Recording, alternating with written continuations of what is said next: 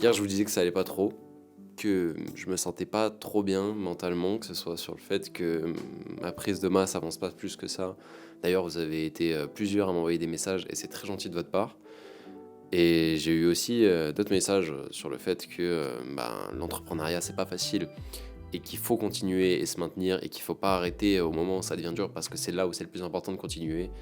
Et c'est évidemment là qu'on voit qui est fort et qui est un peu plus faible.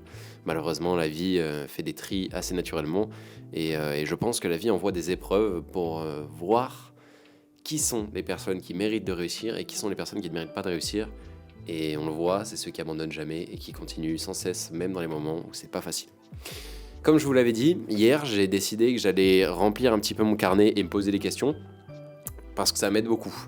Le journaling, c'est, je pense, l'une des choses les plus pas incroyables, hein, je vais pas dire incroyables, mais les plus utiles que j'ai pu trouver en fait, et que j'ai. C'était Emilio Abril qui en parlait sur sa chaîne YouTube, qui expliquait que le journaling, ça aidait vraiment pour poser ce qu'on a dans la tête sur un papier. Pourquoi? Eh ben parce que le cerveau, c'est une passoire en fait. Il faut le voir de cette manière, c'est que tout ce que tu vas faire entrer dans ta tête, en tout cas, comme pensée, qui va souvent te procurer soit du mal, soit un doute ou des questions. Tu vas répondre une première fois et tu vas dire ok, c'est bon, je me suis répondu à la question. Tu sais pas pourquoi, t'es toujours pas bien et c'est toujours à cause du même problème. Enfin, tu sais pourquoi t'es pas bien, mais tu penses avoir trouvé la réponse, mais t'as quand même besoin de te reformuler le truc en tête, de te reprouver à toi-même que ouais, t'as bien trouvé la réponse et que ok, ouais, c'est pour ça que ça va pas, c'est pour ça qu'en ce moment je suis dans une phase pas bien, ok. Ça revient encore, ça revient encore, ça revient encore. Et ça ne s'arrête jamais. Pourquoi? Parce que le cerveau, je ne sais pas pourquoi, hein, je suis pas scientifique, mais va oublier tout le temps et il a besoin de se remémorer par sécurité ou alors je sais pas, je sais vraiment pas pourquoi ça fait ça. Mais je pense que vous avez sûrement dû le constater, hein, quand tu vas pas bien, souvent tu fais que te remémorer le truc tout le temps, ça n'arrête pas. Et la technique que j'ai trouvée et qui est très vraie pour focaliser ce problème et le mettre quelque part pour plus que ça bouge et que tu plus à te le remémorer en tête, c'est de l'écrire. Alors c'est pas facile et je pense qu'il n'y en a pas beaucoup qui sont prêts à le faire, à se poser, je sais pas, même méditer.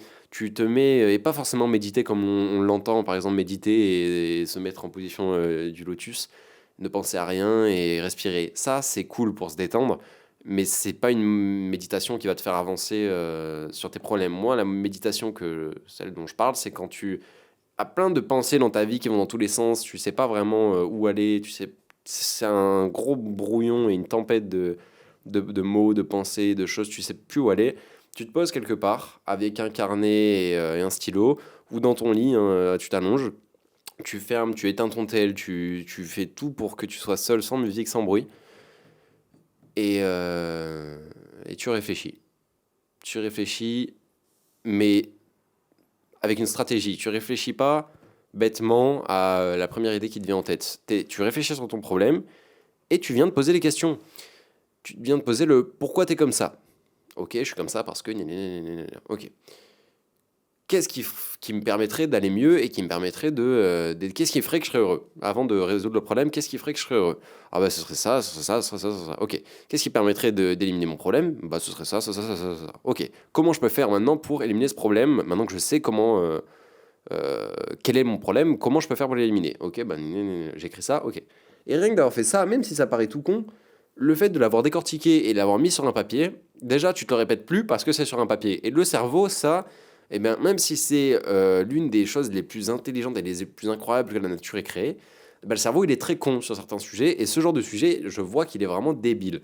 Et que le moyen le plus efficace, on va dire, pour ne plus avoir à se remémorer et se renvoyer sans cesse des mauvaises pensées qui ne te font pas avancer et qui te poussent à ne plus agir et être dans l'inaction parce que tu es dans la... J'ai pas de mots pour ça, mais tu es dans une phase où tu as besoin de réfléchir et tu plus la possibilité d'agir et tu plus en action, quoi.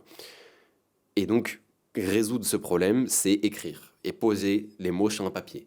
Ça fait gamin, ça fait bébé, mais je suis désolé de vous le dire, votre cerveau, c'est un enfant et il faut le traiter comme tel. Et certaines fois, écrire comme un enfant, et bon, comme un enfant, peut-être pas en réalité, ça, en fait, ça paraît bateau, ça paraît enfantin, mais en réalité, c'est très mature de faire ça et comprendre que le cerveau, bah, c'est une machine et qu'il faut répondre en tant que tel et que la machine, elle a besoin de se calmer, elle est en surchauffe et que les moyens de la calmer pour qu'elle se refroidisse, c'est de dégager ces pensées de merde et les envoyer sur un papier.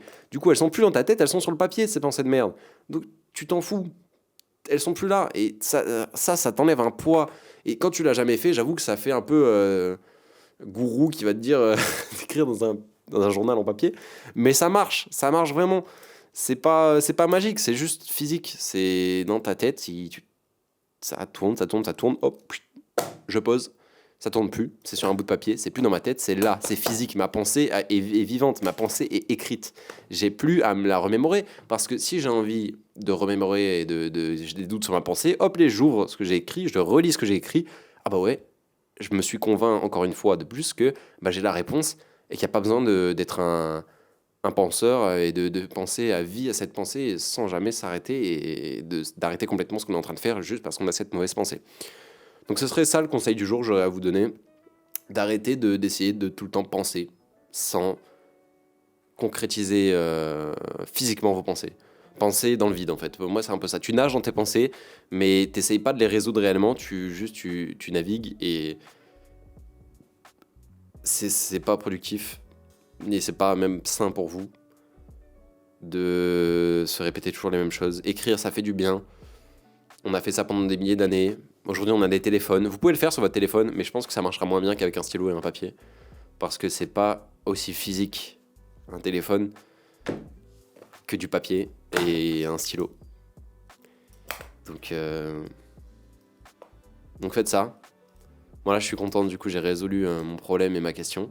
Ça allait très vite, ça aurait pu prendre plusieurs jours encore, mais j'ai décidé que j'avais pas envie que ça dure plusieurs jours et que j'allais m'y mettre. Et j'ai passé 2 heures à me poser des questions et une trentaine de minutes à écrire dans mon livre. J'ai pas écrit grand chose, mais j'ai surtout été assis là, à ce bureau, en attendant que les pensées me viennent. J'ai réfléchi. Dès que j'avais la réflexion et que la réflexion était faite, j'écrivais sur le papier. Ça me soulageait, ça me faisait du bien.